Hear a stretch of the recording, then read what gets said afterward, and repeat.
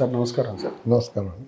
గతంలో అంటే ఆయన కొంచెం వేరే అగ్రెసివ్ ఉంటారు అనే వ్యక్తులు ఇవాళ అధికారం వచ్చిన తర్వాత ఆయన పనితీరు చూసి ఒక మాట కూడా మాట్లాడలేని పరిస్థితి. దాంట్లో మాత్రం అచీవ్ అయ్యారంటారు. ఈ మిగతా సంవత్సరాల పరిపాలన ఎట్లా ఉండాలంటారు? ఆయన ఇంకొంచెం ఏ విధంగా బిహేవ్ చేస్తే బాగుంటుంది అంటారు? ఆయన పోర్ట్ఫోలియో మీద కాన్సన్ట్రేట్ చేసి ఆయన గ్రామాలకి మ్యాక్సిమం చేయాలండి. నిజంగా గ్రామాల్లో అనేక రకాల అవస్థలు పడుతున్నారు. గ్రామీణ ప్రజలు అనేక రకాల అవస్థలు పడుతున్నారు. అంతే గ్రామాలకి వారికి పంచాయతీలకి నిధులు సమకూరుస్తామని చెప్పారు. ఆయన సెంట్రల్ నిధులన్నీ మీకు ఇచ్చేస్తామని. ఇంతకుముందు గవర్నమెంట్ ఇవ్వలేదు కదండి. అంచేత నిధులు మీకు సమకూరుస్తాం. వాళ్ళకి నిధులు సమకూర్చాలి, వాళ్ళ సమస్యలు పరిష్కరించాలి, వాళ్ళకి మెరుగైనటువంటి జీవన ప్రమాణం ప్రొవైడ్ చేయాలి. దాని మీద నేను కృషి చేస్తారు. ఐ థింక్ డెఫినెట్గా అది మంచి జరుగుతుందని అనుకుంటున్నాను. గ్రామాలకు మంచి జరుగుతుందని తప్పనిసరిగా. అలాగే ఆయనలో సిన్సియారిటీ, ఆనెస్టీ ఉందండి. అడవుల ప్రొటెక్షన్ కూడా ఇవన్నీ కూడా ఎవరు పట్టించుకోలేదు.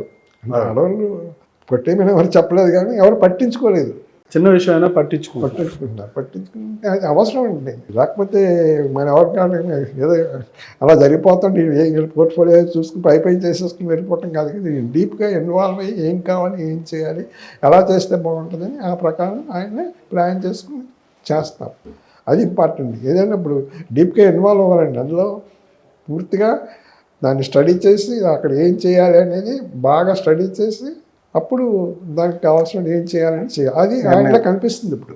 అవును కనిపిస్తుంది. కాపులకు సంబంధించి కార్పొరేషన్ చైర్మన్గా ఈ ప్రభుత్వం కూడా నియమించింది.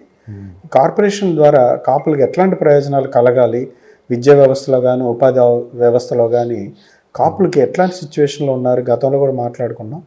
ఇప్పుడు కాపులకు సంబంధించి కార్పొరేషన్ ద్వారా ఏం చేస్తే బాగుంటుంది అంటారు? అంటే ఇప్పుడు విద్య ఒకటి ముఖ్యం అండి. విద్య, ఉపాధి రెండు విషయాలు. విద్యకి వాళ్ళు స్కాలర్షిప్లు ఇవ్వటం అది చేయాలి. అలాగే ఫారెన్ స్టూడెంట్స్కి ఎవరు కొంత హెల్ప్ చేయటం అనేది, స్కాలర్షిప్ ఇవ్వటం అనేది చేయాలి. ఉపాధి అవకాశాలు కూడా కల్పించాలి.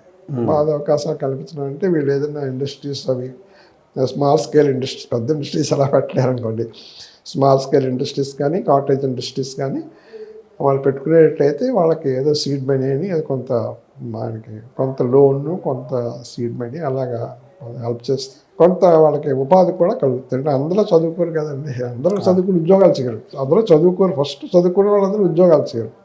సో కొంతమందిలో వాణిజ్యం వైపు వెళ్తారు. వాణిజ్యం వైపు కానీ పరిశ్రమలు కానీ వెళ్తారు. వాళ్ళకి కొంత లోన్స్, తక్కువ ఇంట్రెస్ట్తో లోన్స్, కొంత సబ్సిడీ అవి చేస్తే బాగుంటుంది. దీని ద్వారా అంటే ఎవరైతే పేదవారిగా ఉన్నారో కాపుల్లో ఉపయోగం కలిగిద్ది అంటారా? అంత ఎక్కువగా జరగలేదు. అంటే దానికి అసలు గత 5 ఏళ్ళు అయితే ఆయన ఏం చేయలేదు. అంతకుముందు ఏదో కొద్దిగా జరిగింది, కానీ కొంత జరిగింది రండి. కొంతమందికి లోన్స్ ఇవ్వటం అనేవి చేశారు. ఇంకా ఎక్కువ జరగాలండి. ఇంకా ఎక్కువ జరగాలంటారు. రాజకీయంగా కూడా ప్రాధాన్యత కల్పించాలంటారా కాపులకు సంబంధించి? అది కాపు కార్పొరేషన్ చేయలేరు కదండి. వాళ్ళ పరిధిలోకి రాదు. అంటే రాజకీయంగా వీళ్ళు ముందుకెళ్ళాలి అంటే అదే వీళ్ళంతా కూడా ఐకమత్యం అనేది లోపిస్తుంది. దానికి కారణాలు ఏంటి ఎవరు చెప్పట్లేదు. దానికి కారణాలు ఏంటి, అవి ఎలా ఓవర్కమ్ అవ్వగలం అది చెప్పాలి.